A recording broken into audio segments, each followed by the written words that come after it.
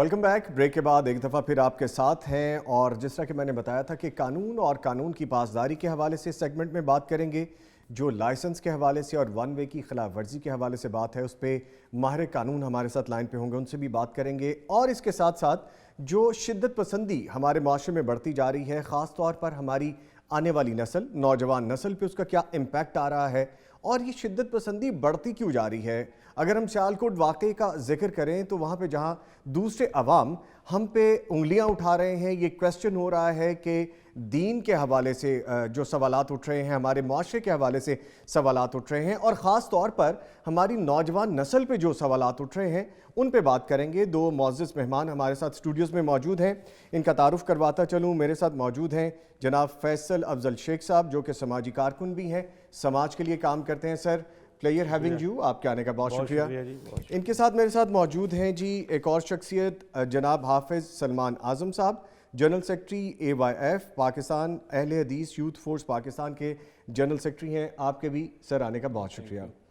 गुफ्तगू का आगाज़ करते हुए सबसे पहला मैं क्वेश्चन करता हूँ जनाब फैसल अफजल शेख साहब से। सर, एक तो आपके आने का शुक्रिया सबसे पहले, दूसरा सर थैंक यू, दूसरा ये बताइएगा कि जब हम समाज की बात करते हैं तो हम समाजी कारकुन का जिक्र फौरी तौर पर जहन में लाते हैं कि लोगों की फलाह, लोगों की मदद, लोगों के काम, लोगों के भलाई के काम। तो आप एक बड़ी यूथ तंजीम की क़यादत भी जैसे कर चुके हैं, आप क्या समझते हैं कि आज के दौर में हमारी यूथ को किन अहम मसाइल का सामना है, और ज़रा अपने तजुर्बात की रोशनी में ये भी बताइएगा कि क्या ऐसी चीज़ें हैं जो हम लैक कर रहे हैं। बिस्मिल्लाहिर्रहमानिर्रहीम। सबसे पहले तो आपका शुक्रिया, इस अहम मौज़ू पे आपने लब कुशाई के लिए मौका फ़राहम किया। नौजवान नस्ल चूँकि गर्म खून और ज़िंदगी में कुछ कर गुज़रने के जज्बात से भरपूर होती है, इसलिए उनके सामने उनके लिए बहुत बड़ी ज़रूरत है कि उनकी तरबियत, और बिलखुसूस अगर हम पाकिस्तान और इस्लामी माशरे के को ज़हन में रखते हुए बात करें तो इस्लामी तरबियत इसका बहुत बड़ा फुकदान है, जिसकी वजह से हमें ये इस तरह की शिद्दत पसंदी और इंतहा पसंदी के मसाइल का सामना है। इसकी एक बड़ी वजह ये है, इसी के साथ साथ एक तो तरबियत का फुकदान है, दूसरा चूँकि एक पाकिस्तान उन ममालिक में शामिल है और चूँकि मैं यूथ तंजीम का सरबराह भी रहा हूँ कि जो सबसे ज़्यादा यूथ पॉपुलेशन को के हामिल है, यानी चंद मेरा ख्याल में दूसरे या तीसरे नंबर पे पाकिस्तान है, जिसकी 60% से भी ज़्यादा आबादी है जो है वो यूथ पे मुश्तमिल है। Exactly. लेकिन उस तनासब से, यानी पाकिस्तान जितनी बड़ी यूथ पॉपुलेशन का हामिल मुल्क है, उस तनासब से इस इतनी बड़ी रेशो की आबादी के लिए हमारे पास शायद हमारी हुक्मरानों के लिए, हमारी पार्लियामेंट के लिए, हमारी मुक़्तदरा जो हल्के हैं उनके पास, हमारी अशराफिया के पास कोई प्लान नहीं है।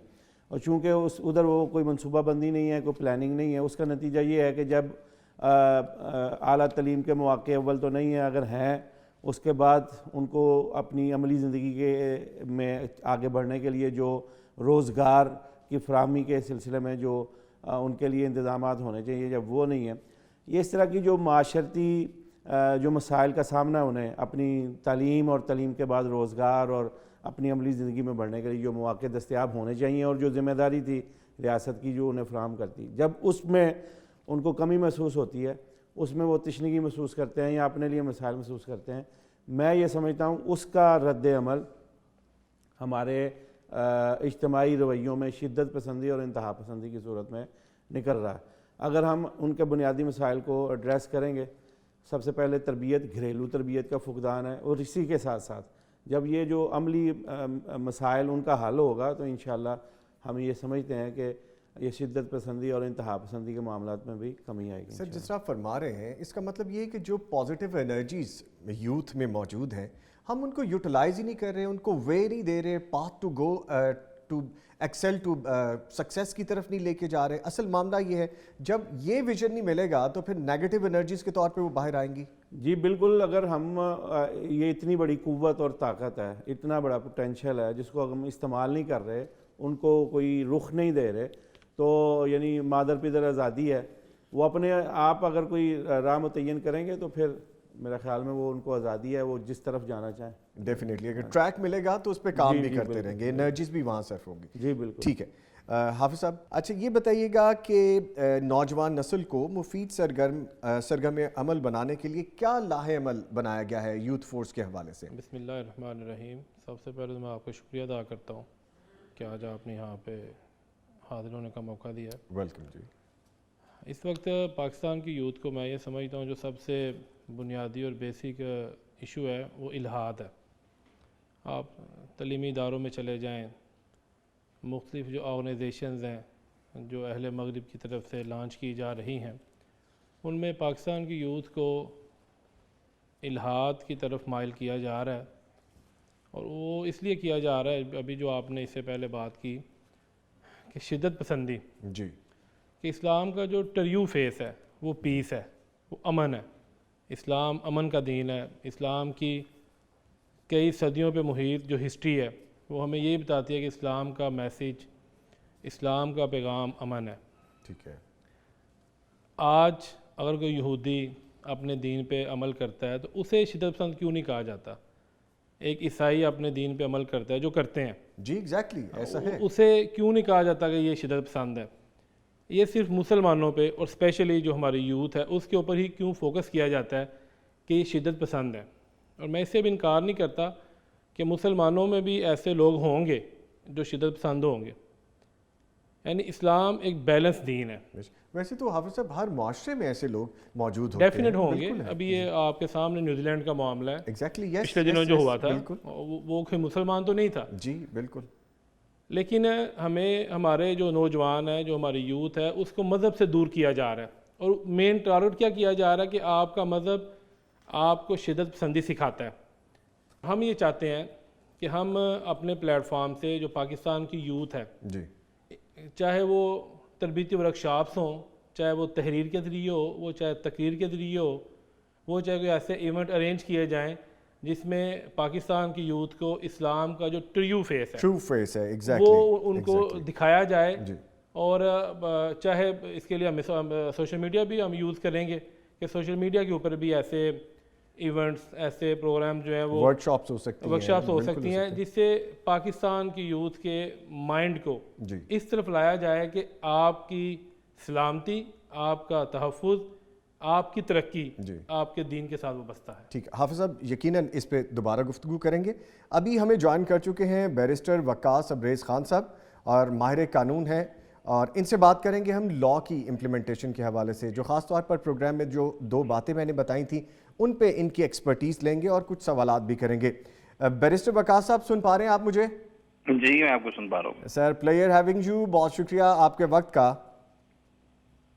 لاہور ہائی کورٹ کے حکم پر محکمہ ٹریفک پولیس نے چالان کی کم سے کم رقم 2000 روپے مختص کر دی ہے، جبکہ سٹی ٹریفک پولیس آفیسر نے بتایا ہے کہ عدالت کی جانب سے ون وے کی خلاف ورزی کی روک تھام کے احکامات بھی جاری کر دیے گئے ہیں. اس کا مقصد ٹریفک کے بہاؤ کو برقرار رکھنا اور ٹریفک جیم کو کنٹرول کرنا ہے. تھوڑا مزید اگر اس کے بارے میں بتا دوں تو لاہور ہائی کورٹ کے احکامات پر سٹی ٹریفک پولیس لاہور نے آج پیر سے بغیر لائسنس، یعنی کہ امپلیمنٹ کر دیا گیا ہے کہ ڈرائیونگ کرنے والے اگر لائسنس نہیں ہوگا تو 1000 روپے کا جرمانہ عائد ہوگا. اور ٹریفک پولیس نے خبردار کیا ہے کہ لاہور ہائی کورٹ کے احکامات کی روشنی میں بغیر لائسنس ڈرائیونگ کرنے والوں کو اب بھاری جرمانہ بھی کیا جا سکے گا. جبکہ دوسری جانب لاہور ہائی کورٹ کے حکم پر ہائی کورٹ کی جانب سے 7 دسمبر 2021 سے M2 لاہور اسلام آباد موٹر وے پر سفر کرنے والی تمام گاڑیوں کے لیے ایم ٹیگ کو بھی لازمی قرار دے دیا گیا ہے. بیرسٹر صاحب، بات یہ ہے کہ لاء کی امپلیمنٹیشن کی جب ہم بات کرتے ہیں تو اکثر ہم لاء کو نظر انداز کرتے ہیں، معاشرتی طور پر یہ لیک ہم پہ پایا جاتا ہے. تو ون وے کی خلاف ورزی پر جرمانہ 2000 کرنے کے ہمیں کیا فوائد سامنے آ سکتے ہیں؟ دیکھیں، firstly I must appreciate this act on the part of the High Court. Secondly, I must say this is one of the finest adjudication on the part of Lahore High Court. چونکہ میں یہ سمجھتا ہوں کہ وہ ملک، وہ معاشرے، وہ ریاستیں یا وہ قومیں کہ جہاں پہ لوگوں کے اندر قوانین جو ہیں سر عام توڑے جاتے ہیں اور رول آف لاء کی اپلیکیشن امپلیمنٹیشن نظر نہیں آتی، انگلش جورسپروڈنس یہ کہتی ہے کہ وہاں پہ ڈیتھ اینڈ پنشمنٹ کا پرنسپل فورس کیا جائے، میننگ دیر بائی کہ وہاں پہ عبرت ناک پریسیڈنٹل سزائیں دی جائیں، بھاری بھرکم جرمانے کیے جائیں، ایسی طریقے سے پینلائز کیا جائے کہ سوسائٹی میں جو دوسرے لوگ ہیں جو اس طرح کی سوچ رکھتے ہیں ان کے ذہانوں قلوب پہ یہ امپیکٹ، یہ امپریشن ضرور جائے کہ کل اگر ہم سے بھی یہ وائلیشن ہوتی ہے، ہم سے بھی یہ اوفینس کمٹ ہوتا ہے، یہ کوئی رولز ریگولیشن کی خلاف ورزی ہوتی ہے، we would also be going to be penalised by the government of the state. تو میں یہ سمجھتا ہوں کہ یہ ایک بڑا فائن جیسچر ہے لاہور ہائی کورٹ کے پارٹ پہ. اور یہاں پہ جو سب سے ضروری اور سب سے امپورٹنٹ اور پیوٹل چیلنج ہے سٹی پولیس کے لیے، اور ایون کہ آپ نے جو موٹر وے کی بات کی، وہاں پہ بھی میں یہ سمجھتا ہوں کہ قوانین تو بنا دیے جاتے ہیں پاکستان میں. پاکستان کے اندر ہمارے جو پاکستان پینل کوڈ ہے، پاؤں کے ناخن سے لے کے سر کے بال تک تمام تر قوانین موجود ہیں، لیکن مسئلہ اس کی عملداری میں، اس کی انفورسمنٹ میں، اس کی امپلیمنٹیشن ہے. until unless we are not going to enforce law in our country, law کی ایفیکیسی کبھی بھی ڈٹرمن نہیں کی جا سکے گی. لہٰذا جو رول، جو ریگولیشن اور جو ایجوڈیکیشن کی گئی ہے لاہور ہائی کورٹ کی طرف سے، اس پہ عمل درآمد کروانا سٹی پولیس کی یہ ذمہ داری ہے. اور جو لائسنس کے بغیر آپ نے بات کی کہ اگر کوئی شخص نکلتا ہے تو ایٹ دی سیم ٹائم اگر کوئی ون وے کی خلاف ورزی کرتا ہے، this is a very dreadful and doleful act on the part of any citizen. اور نہ صرف وہ اپنے آپ کو موت کے منہ میں دھکیلتا ہے، ایٹ دی سیم ٹائم تو پبلک ایٹ لارج کے لیے بھی یہ بڑا ڈینجرس اور بڑا ڈولسم ایکٹ ہے. تو اگر اس کے اگینسٹ بند باندھنے میں لاہور پولیس کامیاب ہو جاتی ہے، اور اسپیشلی جو ٹریفک کے ایشوز ہیں اس سے ریزالٹ ہوں گے، ایٹ دی سیم ٹائم شہریوں کی جو سیفٹی ہے، جو سیکیورٹی ہے، اس کی انشورمنٹ کے لیے کام کیا جائے گا. اور یہی آئین کے آرٹیکل 9 بھی اسی چیز کی گمازی کاسی و ترجمانی کرتا ہے کہ ریاست کی اور لا انفورسنگ ایجنسیز کی ذمہ داری ہے کہ وہ سیکیورٹی ٹو لائف کی انشورنس کے لیے تمام تر میئرز جو ہیں وہ آپٹ کریں کہ جس سے شہریوں کی زندگی کو آسان بنایا جا سکے، سیکیور کیا جا سکے. اچھا بیرسٹر صاحب، جس طرح آپ فرما رہے ہیں، جس طرح قانون کی ہم بات کرتے ہیں، قانون کے ساتھ ساتھ قانون کی امپلیمنٹیشن کی ہم بات کرتے ہیں، ہم نے اب یہ دیکھا کہ باز ہی نہیں آیا جا رہا تھا، بار بار ون وے کی خلاف ورزی اور پھر بغیر لائسنس کے ڈرائیونگ کرنا معمولی بات سمجھی جاتی تھی. ایسا کیوں ہے ہمارے معاشرے میں لاء کو اتنا ایزی کیوں لیا جاتا ہے کہ اس کو بریک کر لیا جائے، کوئی بڑی بات نہیں ہے، جیسے پہلے 200-250 روپے جرمانہ تھا ون وے کی خلاف ورزی پہ، وہ دے دیں گے. تو یہ کتنا اہم ہے اس چیز پہ ایز اے نیشن ہمیں سوچنا؟ دیکھیں، جو آپ نے بات کی کہ عوام کے اندر ایک پرسیپشن پایا جاتا ہے کہ اگر میں کسی عام شہرہ پہ، عام روڈ پہ کوئی سگنل توڑتا ہوں تو میں اپنے کسی چچا کی، کسی ماموں کی یا کسی گورنمنٹ سرونٹ کی کال کرواؤں گا اور ادھر سے پھر میں بچ نکلوں گا، یا یہ لاء، یہ اسٹیٹ، یہ سسٹم مجھے اسپیئر کر دے گا اور الٹیمیٹلی کوئی نہ کوئی راستہ بچ جائے گا.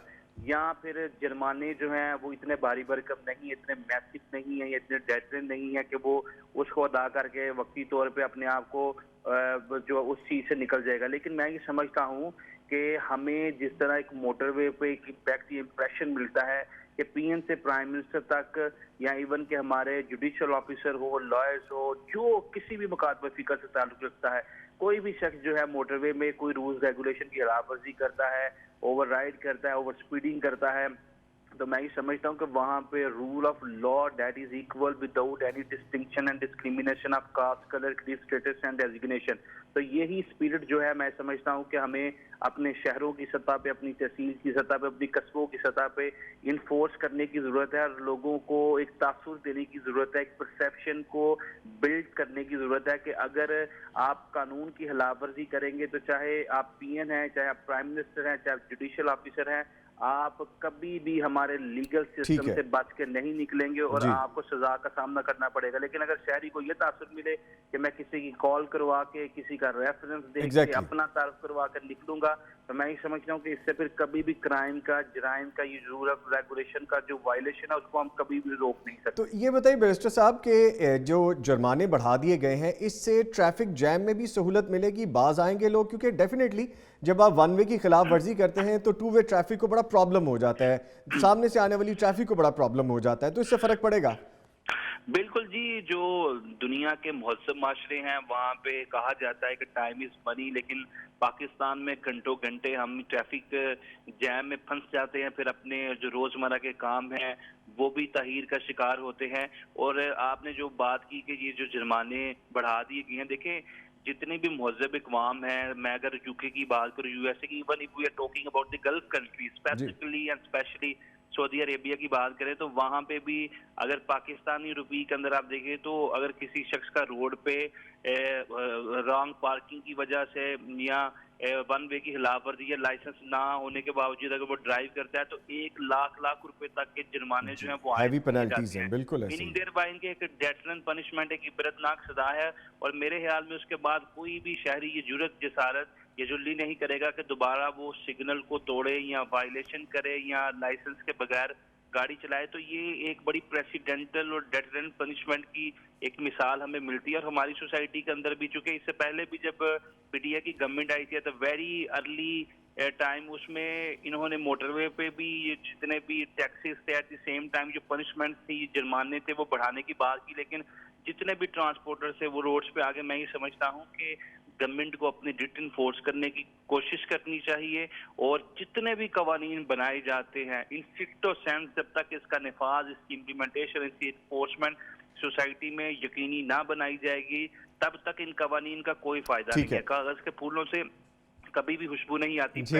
پریکٹیکلی چیزوں کو انفورس کریں. ہمارا ملک اور دنیا کے ان ممالک میں سے شامل ہے جہاں پہ سب سے زیادہ قوانین بنائے جاتے ہیں اور سب سے کم اس پہ عمل درآمد کروایا جاتا ہے. تو لہٰذا عملداری کی طرف، انفورسمنٹ کی طرف آنے کی ضرورت ہے، جو کہ سٹی ٹریفک پولیس کی ذمہ داری، ان کی لائبلٹی، ان کی رسپانسبلٹی ہے کہ اس کی انشورنس کے لیے کام کریں. بیرسٹر صاحب، جس طرح آپ نے کہا کہ یہ ہمارا وتیرہ بن چکا ہے کہ اگر ہم نے لا کی ابائڈنگ کی، لا ابائڈ کیا تو ہم فوری طور پہ اپنے کسی جاننے والے یا ہائی آفیشل یا کوئی ایسا بندہ کہ جو ان پہ انفلوئنس کر سکے ان کی کال کرواتے ہیں. ہمیں یہ بھی چینج کرنے کی ضرورت ہے. سر یہ بتائیے گا کہ جو کریک ڈاؤن جاری ہے چالان کے حوالے سے کہ بغیر لائسنس کے جو گاڑیاں اور بائکس چلائی جا رہے ہیں، یہ کب تک جاری رہے گا؟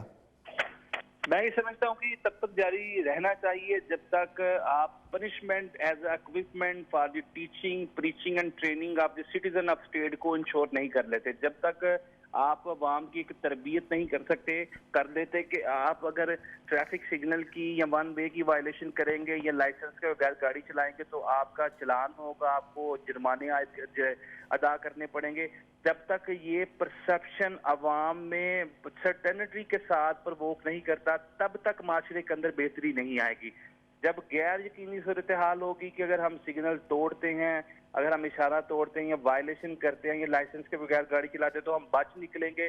تو میں یہ سمجھتا ہوں کہ پھر کچھ لوگ تو پابندی کریں گے، لا کو اوبے کریں گے، لیکن بہت سے لوگ ایسے ہیں جو ہمارے سسٹم کے اندر شارٹ کٹس استعمال کی جاتی ہیں، ریفرنسز استعمال کیے جاتے ہیں، اس کی طرف انڈیوس ہوں گے. تو ایک جو رول آف لا کی امپلیمنٹیشن وداؤٹ اینی ڈسکریمنیشن، اس کی انفورسمنٹ بہت زیادہ ضروری ہے. اور میں یہ سمجھتا ہوں کہ گورنمنٹ ہمیشہ یہ بات کرتی تھی from very first day to onward کہ ہم رول آف لا کی امپلیمنٹیشن کو وداؤٹ اینی ڈسٹنکشن سوسائٹی میں یقینی بنائیں گے. چاہے کابینہ میں بیٹھے ہوئے لوگ ہیں، چاہے اپوزیشن کے لوگ ہیں، اسی طرح چاہے کوئی وزیر کا بچہ ہے، چاہے کامن سٹیزن کا بچہ ہے، سب کے لیے لا سب کے لیے ایک جیسا ہونا چاہیے. اچھا سر، ایک چیز اور بتائیے گا کہ عمومی طور پر کوئی بھی کسی قسم کی ایسی لا کی جو ایکٹیویٹی ہوتی ہے، جیسے ہیلمٹ پہننا ضروری ہے، اس پہ یہ کیا گیا کہ اس کو امپلیمنٹ کروایا جائے. اب یہ دیگر ایشوز جیسے سامنے آ رہے ہیں کہ ابھی لائسنس نہیں ہے یا اگر آپ ون وے کی خلاف ورزی کر رہے ہیں، کچھ دن تو ایکٹیویٹیز کی جاتی ہیں، آپریشن جاری رہتا ہے، کارروائیاں کی جاتی ہیں، پھر یہ ختم کر دیا جاتا ہے. تو کیا یہ چلتا رہنا چاہیے؟ اور اگر چلتا رہنا چاہیے تو کیوں چلتا رہنا چاہیے؟ اس سے پازیٹیو کوئی چینج آئے گا معاشرے میں؟ میں یہ سمجھتا ہوں کہ اس کو کنزیکٹیولی اور کنٹینیوسلی چلتا رہنا چاہیے. وہ اس لیے کہ پاکستان کا شمار انڈر ڈیولپڈ اور تھرڈ ورلڈ کنٹریز میں ہوتا ہے. ہم کوئی ایک مہذب معاشرے کی لسٹ کے اندر انکلوڈ نہیں کیے جاتے. ڈائسی سے پوچھا گیا تھا یو کے میں کہ آپ لوگوں کے پاس غیر تحریری آئین ہے تو آپ کے پاس اپنا ریٹن کانسٹیٹیوشن کیوں موجود نہیں ہے، آپ کا آئین کہاں پر ہے؟ تو اس نے کہا تھا کہ it has written on the hearts of people, یہ لوگوں کے دلوں پہ لکھا ہے. میننگ دیر بائی کہ ہمیں کسی قواعد و ضوابط کی، رولز ریگولیشن کی ضرورت نہیں، کیونکہ ہم ایتھیکلی اور مورلی اتنے اسٹرانگ ہیں کہ ہم ایک دوسرے کے حقوق کو سلب نہیں کرتے، ہم روڈز پہ وائلیشن نہیں کرتے، ہم لوگوں کے لیگل رائٹس کو ڈیمیج اور ڈسپرس نہیں کرتے. لیکن پاکستان یا انڈر ڈیولپڈ نیشنز کی بات کی جائے تو یہاں پہ ایک روڈ سے لے کر گلی محلے چوکوں چراہوں ہر جگہ جو ہے وائلیشن نظر آتی ہے. تو ایسے معاشرے میں کنٹینیوسلی اور کنزیکٹیولی کمپینز کی اویئرنیس کی ضرورت ہے. اس میں میڈیا بھی اہم کردار ادا کرتا ہے، اس میں ٹریفک پولیس بھی، اس میں گورنمنٹ بھی، ڈفرینٹ سیمینارز بھی، کانفرنسز بھی.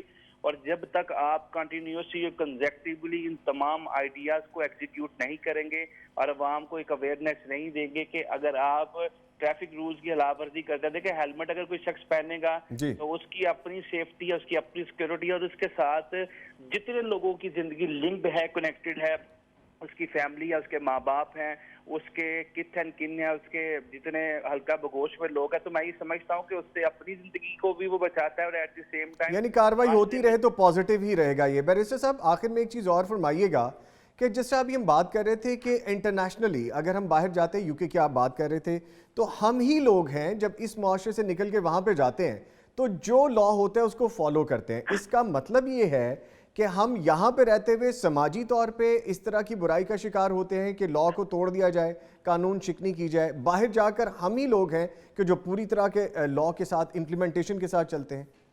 بالکل، وہ اس لیے چلتے ہیں کہ ہمیں اس چیز کا ادراک ہے، فہم ہے کہ اگر اس ملک کے اندر ہم قوانین کی خلاف ورزی کریں گے تو وہاں پہ نہ ہمارا چچا، نہ ہمارا ماموں، نہ پولیس کا کوئی آئی جی، نہ پی این، نہ پرائم منسٹر، کوئی شخص ہماری ریفرنس کے طور پہ یا کال کے طور پہ کام نہیں آئے گا، اور یہاں پہ رول آف لا کی اسٹرکٹ اپلیکیشن نظر آئے گی۔ اور یہی ایک تاثر ہے کہ ہم اکثر اپنے اسکالرز کے ساتھ اور ٹیچرز کے ساتھ بیٹھ کے ڈسکشن کرتے ہیں۔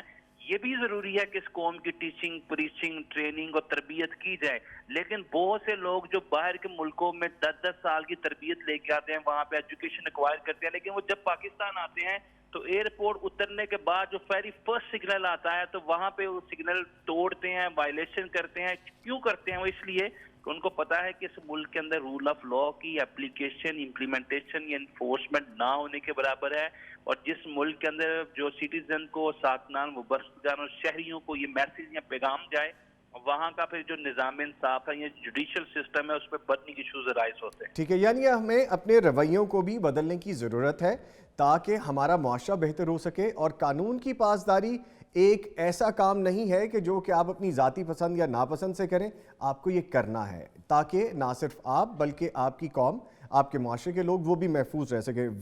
بہت شکریہ بیرسٹر وقاص ابریز خان صاحب، ماہر قانون ہمارے ساتھ لائن پہ موجود تھے، جن سے ہم نے لا کے حوالے سے گفتگو کی، اور بات وہی ہے کہ اگر جرمانے بڑھائے گئے ہیں تو ہماری ہی وجہ سے بڑھائے گئے ہیں کہ ہم قانون کی پاسداری سمجھتے ہی نہیں ہیں۔ پروگرام کو آگے بڑھاتے ہیں۔ حافظ صاحب، جس طرح ہم پہلے بات کر رہے تھے کہ ہماری نوجوان نسل کو، یوتھ کو اسلام کا ٹرو فیس یا تو سمجھانا ضروری ہے یا ان کو وہ پاتھ دینا ضروری ہے، اس پہ بات کر رہے تھے۔ جس بارے میں آپ سے میں نے پہلے بھی عرض کی ہے کہ ہمارے جو یوتھ ہے اس کو سیاسی جو ہماری جماعتیں ہیں وہ تو بالکل اس معاملے میں لبرلز اور جو سیکولرز نظریات ہیں اس کی حامل ہے۔ آج آ کے مذہبی جماعتیں رہ جاتی ہیں، اور میں یہ سمجھتا ہوں کہ مذہبی جماعتوں نے بھی یوتھ کو کوئی ایسا ٹریک نہیں دیا کہ جس کے اوپر چل کے وہ اپنا فیوچر بھی برائٹ کریں، اور اس کے ساتھ ساتھ وہ اپنے مذہب اور اپنی قوم، اپنے وطن کے لیے ایک بہتر اور روشن نشان جو ہے وہ ثابت ہوں۔ ٹھیک ہے، ٹھیک ہے۔ اس لیے میں یہ سمجھتا ہوں کہ ہمیں کوئی ایسے پروگرامز جو ہیں وہ لانچ کرنے چاہیے جس میں یوتھ کو یہ باور کروایا جائے کہ اسلام ہی جو ہے وہی آپ کی نجات ہے، اور اسلام کے اوپر عمل کر کے آپ کی عزت بڑھے گی، نہ کہ آپ کی عزت کم ہوگی۔ بے شک، ایکچولی ہم ڈبل سٹینڈرڈ لوگ ہیں۔ جی، جب ہم بات کرتے ہیں جدت کی، جدید دور کی، تو میں بڑا حیران ہوتا ہوں کہ اسلام تو ہر جدت کا سب سے بڑا حامی ہے۔ حلال ہو، اسلام کے اصولوں کے عین مطابق ہو، بے شک، بے شک، بے شک۔ تو اس سے بڑی ہمارے لیے بلیسنگ کوئی نہیں ہے۔ لیکن ہم لوگ جب بھی کوئی بات آتی ہے تو ڈبل سٹینڈرڈ ہے، ہم یہ سمجھتے ہیں کہ اگر ہم نے اسلام کے اوپر عمل کیا یا ہم نے اسلام کی بات کی، دین کی بات کی، یا دینی لوگوں کے ساتھ ہم وابستہ ہوئے تو لوگ ہمیں سمجھیں گے یہ تنگ نظر ہے۔ یہ جیسے آپ کہہ رہے ہیں حافظ صاحب، اس کا مطلب ہے ایٹ دا سیم ٹائم ہم ماڈرن بھی ہیں اور بیکورڈ بھی ہیں۔ ہمیں کہیں ایک طرف تو جانا چاہیے، یا تو ماڈرن ہو جائیں یا ہم بالکل بیکورڈ ہو جائیں، اور اگر درمیانہ راستہ اپنائیں گے تو وہ ہمارے لیے بہتر ہوگا۔ بہتر ہے، ایک لائن ہے، اگر ہم بیلنس، اسلام ایک بیلنس مذہب ہے، یہ بیلنس دین ہے، اگر ہم بیلنس لائف گزاریں گے تو میں یہ سمجھتا ہوں کہ یہ ہمارے لیے بہت بہتر ہوگی۔ True, true. فیصل صاحب بڑی دیر سے خاموش بیٹھے اور گفتگو سن رہے ہیں. سر بات یہ ہے کہ جب ہم شدت پسندی کی بات کرتے ہیں تو یہ ہماری نوجوان میں شدت پسندی آ کیوں رہی ہے؟ اس کا تدارک کیسے ہو سکتا ہے؟ جیسے آپ ابھی فرما رہے تھے کہ ان کو ٹریک ملے, جیسے حافظ صاحب کہہ رہے تھے کہ کوئی ویژن نظر آئے, پازیٹیو انرجیز کی طرف جائیں, تو خصوصاً جو دینی جماعتوں کے نوجوان ہیں اس کا ان پر الزام لگتا ہے خاص طور پہ, ایسا کیوں ہے؟ اصل میں الزام لگانے والے بھی کچھ تجاوز کا شکار ہیں. میں اپنی بات کرتا ہوں جس تنظیم کی قیادت کرتا رہا, اور اب سلمان صاحب اور عامر صاحب آئے ہیں. ہم نے ہمیشہ اعتدال کی طرف اپنے ورکر کو, اپنے وابستگان کو گامزن کیا, اور اسی طرف توجہ دلائی ہے کہ عموم میں ہمارے سوشل میڈیا پہ یا مین سٹریم میڈیا پہ یا رائے عامہ میں جب بھی ایسے بادل جو ہیں وہ چھائے جس کے ذریعے یہ خدشہ تھا کہ ہمارا ورکر بھی متاثر ہوگا اور وہ اس رو میں بہے گا, ہم نے ہمیشہ جو درست سمجھا, بہتر سمجھا, اس طرف اپنے نوجوان کو گائیڈ کیا. عموم میں اصل میں بعض تنظیمیں ہیں یا بعض لوگ انفرادی حیثیت میں بھی ایسے ہیں جو بجائے اس کے کہ نفس پہ ہاتھ رکھتے ہوئے جس طرف رہنمائی کی ضرورت ہے اس طرف گامزن کریں. بعض لوگ یہ دیکھتے ہیں عوامی رائے عامہ کیا ہے اور اسی کے مطابق خود کو بھی ڈھال لیتے ہیں, اور عوام کو کے رخ کو, عوام کے موڈ کو دیکھتے ہوئے وہ بھی اسی طرف خود بھی بہتے ہیں اور یہ سمجھتے ہیں کہ ہم بھی اگر اس دھارے میں بہیں گے ہمارے لائکس بھی بڑھیں گے, ہمارے ٹویٹر فالوورز بھی بڑھیں گے, ہمارے کہے کو لوگ ایک ویٹیج بھی دیں گے, اس کا ٹرینڈ بھی بنے گا. اس وجہ سے یہ مسائل سامنے آتے ہیں. لیکن بہرحال ابھی بھی اتنی مایوسی کی بات نہیں ہے. مذہبی جماعتوں میں بھی اور بالخصوص نوجوان تنظیموں میں بھی ایسے لوگ بھی موجود ہیں, ایسی لیڈرشپ بھی موجود ہے, ایسی تنظیمیں بھی موجود ہیں جو عوامی دھارے میں نہیں بہتے بلکہ اچھے برے کو سمجھ کے نوجوان کو ایک رائے دیتے ہیں. میرے خیال میں اگر ایسے تنظیمیں مضبوط ہوئیں اور ایسے لوگ موجود رہے تو انشاءاللہ جلد یا بدیر یہ جو مفادات کے مطابق اپنا ٹرینڈ دیتے ہیں, لوگوں کے موڈ کو دیکھ کے بات کرتے ہیں, انشاءاللہ ان کی حوصلہ شکنی ہوگی, اور انشاءاللہ جو اعتدال پر اور ملک و ملت کے مفاد کے مطابق بات کرتے ہیں انشاءاللہ بالآخر ان کو تقویت ملے گی. ٹھیک ہے, ڈیفینیٹلی یہ مس پرسیپشن ہے ایک طرح کا جس طرح آپ بتا رہے ہیں, اور اس میں اعتدال پسندی ہی ضروری ہے. اچھا حافظ صاحب یہ بتائیے گا کہ آج ملک کو بیرونی طاقتوں کی ایما پر کئی خطرات کا سامنا, آپ کو پتہ ہے سوشل وار ہے, گلوبل ویلیج بن گئی ہے دنیا, بہت ساری چیزیں ہیں. منفی نظریات اور تفرقہ بازی کے ذریعے نوجوان نسل پر اثر انداز ہوا جا رہا ہے. آپ دیگر تنظیموں کے ساتھ اس حوالے سے مل کر کیا ایسا کر رہے ہیں کہ بہتری رہے؟ اس میں آپ کو ایک ایگزامپل دیتا ہوں. لاسٹ ایئر جمہوری وطن پارٹی کی یوتھ ہے, انہوں نے یوم اقبال کے حوالے سے ایک ایونٹ ارینج کیا تھا, ادھر میں اور فیصل صاحب بھی حاضر ہوئے تھے. وہاں پہ ان دنوں خوشاب انسیڈنٹ ہوا تھا, بینک مینیجر کو جو ایک گارڈ نے نموس رسالت کے نام پہ فائر کر کے تو ایکسپائر وہ شخص ہو گیا تھا. تو ادھر بھی یہ بات کی گئی, تو میں نے ادھر بھی دوستوں سے یہ بات کی جو دوسری یوتھ تھی پاکستان کی, کافی تنظیمیں ادھر اکٹھی تھیں, کہ آپ نموس رسالت کے بارے میں لوگوں کو اویئر کریں, اویئرنیس دیں لوگوں کو. یہ نہیں کہ ایک بندہ اٹھے اس نے کسی سے پیسے لینے ہیں, یا جیسے سیالکوٹ انسیڈنٹ ہوا ہے کہ وہ جو مینیجر تھا وہ کام لینے میں سخت تھا, تو اس کے نیچے جو ورکرز تھے وہ جان چھڑانا چاہتے تھے, انہوں نے ایک چیز کو لیا اور وہ بیچارہ معافی مانگ رہا ہے, ان کے پاؤں میں لپٹا ہوا ہے, لیکن اس کا سپیئر نہیں کیا گیا. اور یہی خوشاب میں ہوا تھا. تو ایسے مواقع پہ جب ہم لوگ اکٹھے بیٹھتے ہیں, آل پارٹیز یوتھ کی ہوتی ہیں, تو ادھر جو ہمارے مشترکات ہیں ان پہ ہم بات کرتے ہیں کہ ہمیں یہ چاہیے. فار ایگزامپل عقیدہ ختم نبوت ہے, یہ ہر مسلمان کا بنیادی عقیدہ ہے, اس میں کوئی دو رائے نہیں ہے. اسی طرح نموس صحابہ ہے, یہ بھی مسلمانوں کا مشترکہ عقیدہ ہے, اس پہ بھی کوئی دو آپ کو نہیں رائے نظر آئیں گی. ہر شخص یہ چاہتا ہے کہ صحابہ کرام رضوان اللہ علیہم اجمعین کی ناموس کی حفاظت کی جائے. اسی طرح عقیدہ توحید ہے. تو اس میں جب ایسے کوئی بھی آل پارٹیز ہوتی ہیں تو ان میں ہم یہی بات کرتے ہیں کہ ہمیں جو ہمارے مشترکات ہیں ان پہ بات کرنی چاہیے, اور یوتھ کو بھی اس کے بارے میں اویئر کرنا چاہیے, نہ کہ ہم ایسی باتیں کریں یا ایسا نالج ان کی طرف کنوے کریں جس سے یہ لوگ جذباتی ہو کے, ایموشنل ہو کے تو اپنا بھی نقصان کریں, قوم کا بھی کریں اور ملت کا بھی کریں، اور یا اپنے سے بھی ایک دوسرے سے متنفر ہو جائیں۔ جی پلیز چاہوں گا کہ یہ چیز تو پیش کی جا رہی ہے یا اظہار کیا جا رہا ہے جی مذہبی تنظیموں کی باعث ہیں اس انتہا پسندی کا، لیکن میں اس یہ جو سیالکوٹ کا سانحہ ہوا بڑا افسوسناک اور رنج انگیز تھا، لیکن اس کا ایک پہلو جو بعد میں برآمد ہوا کہ شاید ہی پاکستانی قوم کا کوئی ایسا طبقہ، کوئی ایسا گروہ، کوئی ایسی یعنی کوئی بھی ایسی تنظیم نہ ہو جس نے اس کی مذمت نہ کی ہو۔ سب نے،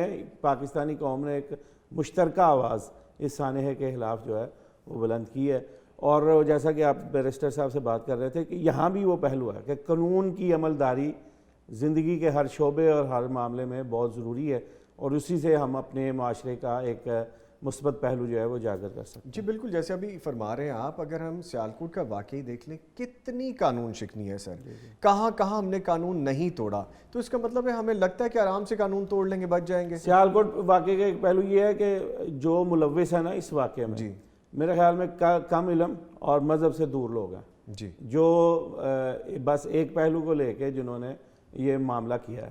میرے خیال میں بالکل اسلام، یعنی اسلام کے نام پہ وہ کام کیا گیا جو بالکل اسلام سے دور ہے۔ جس ایشو کی وجہ سے یہ معاملہ کیا گیا، سب سے زیادہ اس واقعے کی وجہ سے اس ایشو کو نقصان پہنچا ہے۔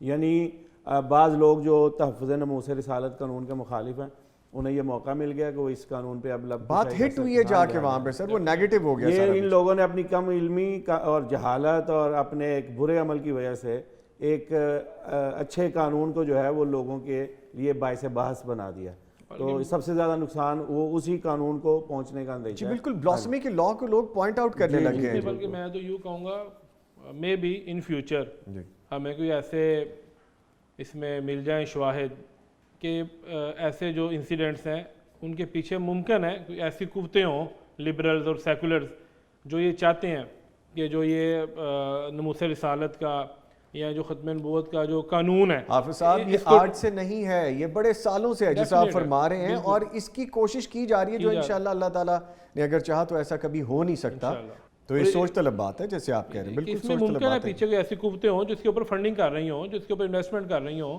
سر ایسے کاموں کے لیے سالہ سال سے پلان کیا جاتا ہے، ایسے ہی ہے بالکل، اور ہمارے پاس 20 مثالیں فیصل صاحب موجود ہیں کہ سالہ سال پلان کرنے کے بعد پھر اس کو امپلیمنٹ کیا جاتا ہے، تو یہ بات آپ کی ٹھیک ہو سکتی ہے۔ میں یہ بھی سمجھتا ہوں کچھ گورنمنٹ، جی جیسے ابھی بریسٹر صاحب بات کر رہے تھے نا یہ ٹریفک کے بارے میں، جی تو یہ قوم تو ٹریفک کے رولز کے اوپر عمل نہیں کرتی، تو یہ اس سے بڑے کام ہے، یعنی اس میں گورنمنٹ کو بھی چاہیے کہ گورنمنٹ بھی اپنا پازیٹیو رول ادا کرے۔ اس میں ایک مثال دینا چاہوں گا سعودی عربیہ کی۔ جی جدہ میں ایک بلاگر تھا، رائف بداوی نام تھا اس کا، اس نے سوشل میڈیا پہ رسول کریم علیہ السلام کے بارے میں کچھ لکھا، ودن ڈیز جی وہ اریسٹ ہوا، اور ودن ڈیز اس کے اوپر سعودی جو ہائی کورٹ تھی اس نے ججمنٹ دے دی کہ اس کو اتنے کوڑے جو ہیں وہ لگائے جائیں۔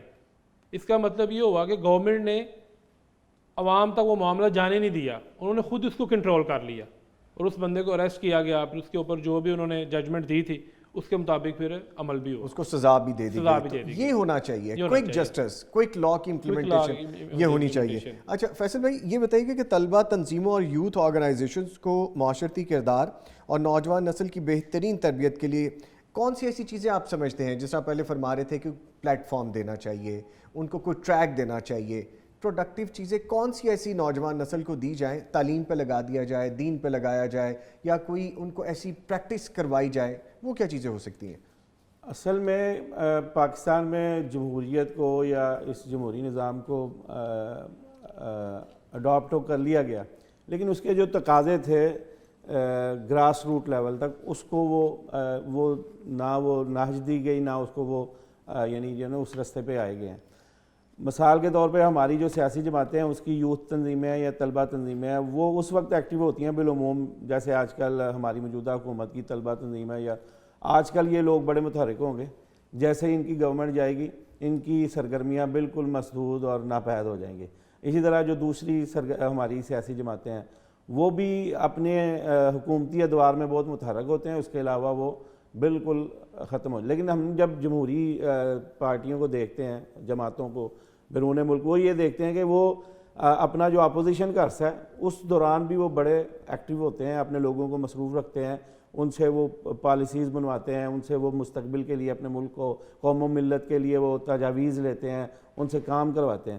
میرے خیال میں یہ پاکستان میں ایک اجتماعی طور پہ ہر جماعت اور تنظیم کو یہ چاہیے کہ وہ اپنی ترجیحات کے تعین میں جو بھی ان کا منشور اور دستور ہے اس کے مطابق ایک تو وہ اپنی ہائر لیڈرشپ اس کو بھی تیار کرے کہ اگر کل کو ہمیں یہ ملک و قوم کی بھاگ دوڑ سنبھالنے کی ذمہ داریاں ملتی ہیں تو ہم کیسے اس ملک کو چلائیں گے, وہ اپنے تھنک ٹینکس جو ہیں وہ قائم کریں. اسی طرح نوجوانوں کے حوالے سے یہ دیں کہ پاکستان بالخصوص جو 60% یوتھ آبادی کا ملک ہے, ان کے پاس منصوبے ہونے چاہیے کہ ہم ان سے کیسے کام لیں گے. جیسے ہم لوگ یہ سمجھتے ہیں ہم یعنی کام کرتے رہے یا کر رہے ہیں کہ نوجوانوں میں الحاد سے نفرت کا جذبہ پیدا کیا جا سکے, انہیں بتائیں دین سے وابستگی امید کا ذریعہ ہے, دین پہ عمل جو ہے وہ ہمارے لیے زندگی میں ایک امید کی کرن ہے, اس حوالے سے کام کیا جا سکے. اسی طرح چونکہ نوجوان کچھ کرنے کے لیے چاہتے ہیں, ہم ان سے خدمت خلق کا کام لے سکتے ہیں, یہ اویئرنیس دیں کہ آپ ابھی اس ایج میں ہیں کہ آپ بلڈ ڈونیٹ کر سکتے ہیں,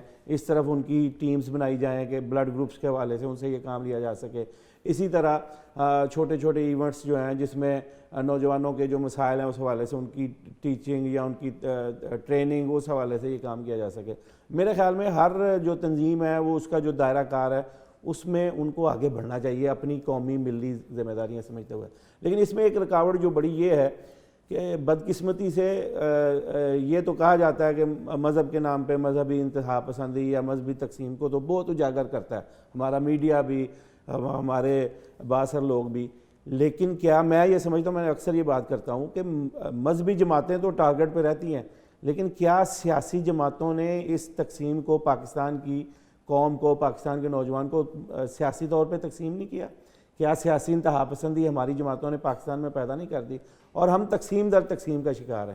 میرے خیال میں ابھی بھی وقت ہے ہم لوٹیں اور ہم سب کا پہلا مفاد یا پہلی ترجیح یہ ملک و ملت اور قوم ہونا چاہیے, اور اس کے مطابق ہم اپنے نوجوانوں کو تیار کریں, مختلف فیلڈز میں بھیج کے کہ اس قوم کے اس کو سرو کرنا ہے اپنی صلاحیتوں کے لیے اور اب اپنی صلاحیتوں کے ذریعے, اپنے ویژن کے ذریعے. جیسے آپ کہہ رہے ہیں سر, اس کا مطلب ہے کہ پازیٹیو انرجیز جو اندر ہیں ان کو پازیٹیو وے دے دیا جائے, ان کو وہ ٹریک دے دیے جائیں. اور جیسے آپ ابھی فرما رہے تھے کہ نوجوان کو, یوتھ کو سماج کے کاموں میں لگانا چاہیے. آپ جیسے یوتھ میں بہت رہتے ہیں, کام بھی کرتے ہیں, سماج کے کام کرتے ہیں, یہ بتائیے گا کہ ہمارے نوجوان میں, ہماری یوتھ میں سماج کا کام کرنے کا جذبہ ہے, سماج کے لیے بہتر کرنے کے لیے چیزیں کوشش کرتے ہیں؟ میرے خیال میں بہت زیادہ ہے جی. اور بس ایک ضرورت ہے ان کے جذبات اور ان کی صلاحیتوں کو اس رخ پہ موڑا جائے.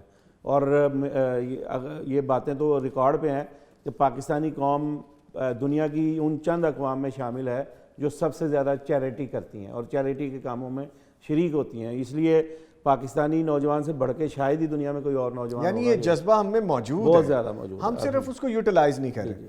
حافظ صاحب, ایک کویسچن ہے کہ لبرل اور سیکولر طبقہ یوتھ کو خصوصی طور پر ٹارگٹ کرتا ہے, یہ نظر بھی آتا ہے. تعلیمی اداروں میں نوجوان نسل کو دین بیزار, مغربی تہذیب کے دلدادہ بنانے کے لیے بڑے پیمانے پر کام بھی ہو رہا ہے. دینی طبقہ نوجوان نسل کے حوالے سے محدود پیمانے پر کام کر رہا ہے. اسے کس طرح بڑھانے کی ضرورت ہے تاکہ یوتھ کو ایسے نظریات سے بچایا جا سکے؟ 3 چیزیں ہیں جو میں یہ سمجھتا ہوں. اس میں سب سے پہلی جو بنیادی ذمہ داری وہ پیرنٹس کی ہے. بات پھر وہی آ جاتی ہے ڈبل سٹینڈرڈ کی, گھر سے شروع کیا جائے, گھر سے شروع کیا جائے.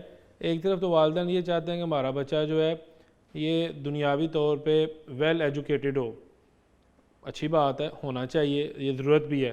لیکن اگر اس کے ساتھ ساتھ اس کو دیندار بھی بنایا جائے تو اس میں مذائقہ نہیں ہے, بلکہ اس بچے کی جو صلاحیت ہے اس کو 4 چاند لگ جائیں گے. لیکن ہم یوں نہیں کرتے. ہم دنیا کے جو دنیاوی علوم ہیں ان کی طرف ہماری توجہ رہتی ہے, اور اسلام کو ہم بمشکل آپشنل سبجیکٹ کی جگہ دیتے ہیں.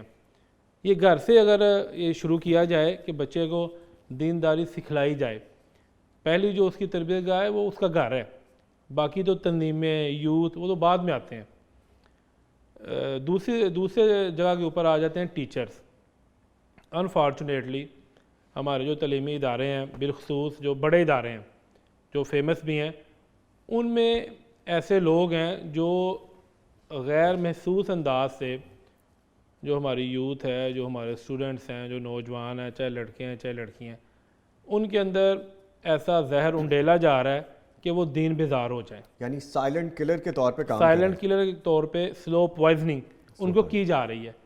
یونیورسٹیز، کالجز، ابھی آپ دیکھیں نا ریسنٹلی بھاول نگر جی کی تحصیل میں پروگرام ہوا ہے، یہ میوزک شو ہوا ہے حاصل پور میں کالج میں جی، اور ساری آرگنائزیشن وہاں پہ موجود تھی اور وہ کام ادھر ہوا ہے جو شرفاء کے گھرانوں میں کبھی لوگ کہتے تھے فلاں جگہ پہ ناچنے والی آئی ہیں اور ان کو بڑے برے الفاظ سے یاد کیا جاتا تھا، اور آج وہ آپ کے گھر میں ہو رہا ہے. اور ریسنٹلی جو بہاؤالدین زکریا یونیورسٹی میں ہوا ہے وہاں تو کمال ہی ہو گئی ہے، لڑکے کو لڑکی کا لباس پہنا دیا گیا. جی بالکل، وہ کلپس کتنے وائرل ہیں. ہم اللہ کی تخلیق کے اوپر راضی نہیں ہیں کہ اس نے اپنا جینڈر ہی چینج کر لیا ہے. یہ تو آپ بہت بڑی بات کریں حافظ صاحب. پھر وہ وہاں کے جو ٹیچرز ہیں، تعلیم دینے والے ہیں، ان کی حرکات دیکھیں سر. میں پھر اپنی بات پہ واپس جاؤں گا کہ ایسے ٹیچرز، ایسے پروفیسرز آئے دن ہم واقعات پڑھتے ہیں، سنتے ہیں، ہوتے ہیں تعلیمی اداروں میں، اور یہ تعلیمی ادارے ہماری بنیاد ہیں، یہ ہماری بیس ہیں. صاحب اس کا مطلب ہے جو آپ کہہ رہے ہیں کہ اگر ایسے تعلیمی ادارے ہوں گے تو پھر بچے کیسے ہوں گے، یوتھ کیسی ہوگی؟ یوتھ پھر آپ کو ویسی نظر آئے گی جیسی یہ حاصل پور میں نظر آئی ہے، جیسی BZU میں نظر آئی ہے. اور اس معاملے میں ہم یہ سمجھتے ہیں کہ اہل حدیث یوتھ فورس مختلف کالجز، یونیورسٹیز اور ایسے جو پوائنٹس ہیں جو کامن ہیں جہاں پہ سبھی لوگ آتے ہیں.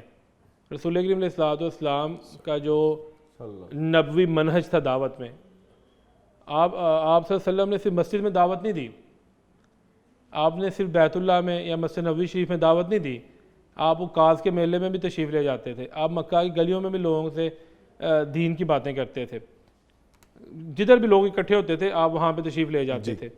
اور ہم یہ چاہتے ہیں کہ نبوی منہج کے عین مطابق جہاں پہ بھی آپ کو یوتھ اویلیبل ہے، وہ چاہے KFC ہو، وہ چاہے چائے خانہ ہو، وہ چاہے ہارڈیز ہو، وہ چاہے کوئی بھی جگہ ہو، کوئی کالج ہے، یونیورسٹی ہے، اگر لال کرنے والے لاہور کے مار روڈ کے اوپر اپنا مارچ کر سکتے ہیں تو پھر ڈیفینیٹ اہل مذہب کو، اہل دین کو، یوتھ جو دینی تنظیمیں ہیں ان کو یہ حق حاصل ہے کہ وہ بھی اپنا میسیج ان لوگوں تک کنوے کریں. حافظ صاحب کیا ڈر ہے، کیا قباحت ہے، کھلے بندوں کرنا چاہیے. بالکل، اور انشاءاللہ ہم کریں گے، انشاءاللہ ہم کریں گے. ایک بات کو میں ایڈ کرنا چاہوں گا سلمان صاحب کی بات کی تائید میں، اور اپنی بات کو آگے بڑھاتے ہوئے جو اس سے قبل میں نے کی، کہ پاکستان کی بدقسمتی ہے کہ اس کو کئی پہلوؤں سے تقسیم در تقسیم کا شکار کر دیا گیا. اس میں ایک تقسیم یہ ہے کہ مولوی اور مسٹر کی تقسیم. مولوی جو ہیں وہ مسٹر سے ڈرتے ہیں، یار یہ تو پینٹ شرٹ والا ہے، اس سے کیا بات کرنی، یا ہم نے مولویوں نے، میں اپنی بات کر لیتا ہوں، ہم ایک تصور دیکھتے ہیں یہ پینٹ شرٹ ٹائی میں ہے یا سوٹ میں ہے، یہ مذہب سے دور ہوگا، اس کو کیا کہنا ہے یا اس سے کیا بات کرنی، ہم نے اس سے ایک فاصلہ رکھ لیا، خود ہی ہم نے گیپ بنا لیا. اسی طرح جو مسٹر ہیں سب کی بات نہیں کرتا، وہ بھی مولوی کو دیکھ کے، مولوی کا یا ملا کا نام دے کے انہوں نے بھی اپنے ذہن میں اور اپنے زندگی میں ایک فاصلہ رکھ لیا، یار یہ مولوی بس اس طرح ہیں، جنازہ پڑھائیں گے یا نکاح پڑھوائیں گے یا یہ بچے کے کان میں اذان دلوائیں گے، یا اس سے زیادہ اس کا رول نہیں ہے، یا جمعہ پڑھ لیں گے کبھی اور یہ نماز پڑھ لیں گے. یہ جو تقسیم ہے اور آپس میں دوری ہے، اس کی وجہ سے بھی ایسے مسائل جو BZU میں آئے یا حاصل پور میں آئی ہے، اس کی وجہ بھی ایک یہ ہے. میں یہ سمجھتا ہوں کہ ہر طرف سے یہ کوشش ہونی چاہیے، جو طبقاتی تقسیم جس کا شکار ہمارا نوجوان بھی ہے، بصیرت مجموعی ہماری قوم بھی ہے، اگر اس کو ہم کم کرنے کی کوشش کریں گے تو اس طرح کے مسائل بھی ہمارے کام ہوں گے. فیصل بھائی، یہ کانسیپٹ کیوں ہے، یہ سوچ ہماری کیوں ہے، ملا اور مسٹر والی سوچ کیوں ہے؟ کیا لیک کر رہے ہیں ہم، یا ہماری سوسائٹی میں کیا پینیٹریٹ کر گئی ہیں چیزیں کہ یہ سوچ اتنی سٹرونگ ہو گئی ہے؟ اصل میں یہ سمجھتا ہوں بات وہیں سے شروع ہوتی ہے، دونوں طبقوں نے ایک انتہا کو اپنا لیا. اصل میں ہمارے مذہب میں تو نہ مولوی کوئی مستقل ایک طبقہ ہے اور نہ مسٹر ایک طبقہ ہے، یہ معاشرے کا سب ہی ایک جیسے شہری ہیں. ایک بنیادی مسلمان ہر ایک ہونا چاہیے، وہ پھر نہ مولوی رہے گا، نہ ملا رہے گا، یہ مسٹر رہے گا. اصل میں انتہاؤں کو اپنا کے ہم نے اعتدال کی راہ کو چھوڑ دیا، یہ اس وجہ سے یہ سوچ ڈیولپ ہوئی ہے. اور حافظ صاحب جی یہ بھی آپ ایڈ کر لیں، میں یہ سمجھتا ہوں کہ یہ مولوی اور مسٹر کی جو تقسیم ہے، اس میں جو بنیادی رول ہے وہ اہل مغرب کا بھی ہے، کہ انہوں نے یہ ایک طبقہ جو مولویوں کا تھا، جو اہل دین کا تھا، اگر آپ تھوڑا پیچھے چلے جائیں پاکستان کے بننے سے پہلے، تو تب جو مولوی کی ایک باقاعدہ ڈگری ہوتی تھی، جیسے آج ڈاکٹر کی ڈگری ہے، تب مولوی فاضل مستند ڈاکومنٹیشن ہوتی تھی، مولوی فاضل کی ڈگری ہوتی تھی. جب انگریز یہاں پہ آئے انہوں نے دیکھا کہ یہ تو طبقہ ہمارے لیے خطرناک ہے، یہی تو کام کر گئے. اور ڈیفینیٹ جو 1857 کی فریڈم وار ہے، اگر آپ اس کو دیکھیں تو اس میں موسٹلی جو لوگ تھے وہ اہل مذہب کے تھے، مذہبی لوگ تھے. جو دوسرے تھے وہ تو انگریز کے ساتھ تھے. ان لوگوں نے ان کے ساتھ یہ فریڈم فائٹرز یہ تھے. تو میں یہ سمجھتا ہوں کہ انہوں نے تب سے ہی ایسا ایک سسٹم بنا دیا کہ ایک طبقہ پیدا کیا جو مسٹر تھا، اور آج بھی وہ طبقہ موجود ہے. اور اس میں کچھ میں جو ہمارے اپنے جو دینی لوگ ہیں ان کے بارے میں بات کرنا چاہوں گا. وہ بھی اپنے سرکل سے باہر نہیں نکلتے، وہ بھی نہیں چاہتے کہ ہم یہ جو گیپ جنریشن گیپ پیدا ہو رہا ہے ہم اس کو ختم کریں، ہم لوگوں کو گلے لگائیں. میں نے میری کتاب ہے مثالی نوجوان کا کردار، تو اس میں نے ایک فقرہ لکھا ہوا ہے کہ آپ صرف لوگوں کو دین کی دعوت نہ دیں، کبھی کھانے کی دعوت بھی دیا کریں. Very light note. کبھی آپ کھانے کی دعوت بھی دیا کریں، کسی کو کافی پہ بلا لیں، ٹی پہ بلا لیں، تاکہ لوگ آپ کے قریب ہوں.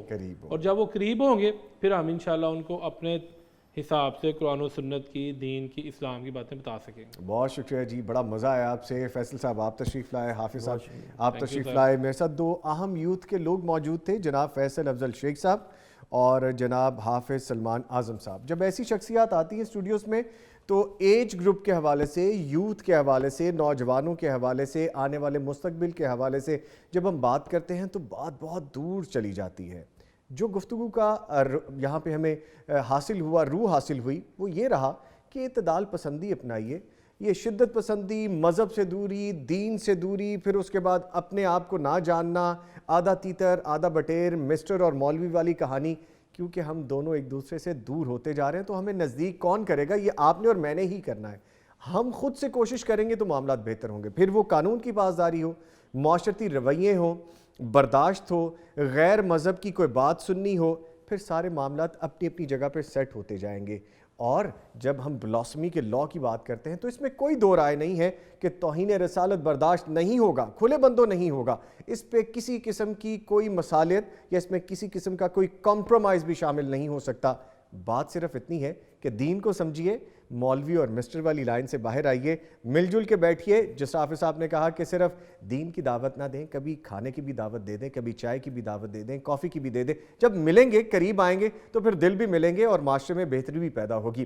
اس کے ساتھ ہی نوید نظامی اور میری پوری ٹیم کو اجازت دیجیے گا. صبح وطن کی جانب سے پھر ملاقات ہوگی. اللہ حافظ.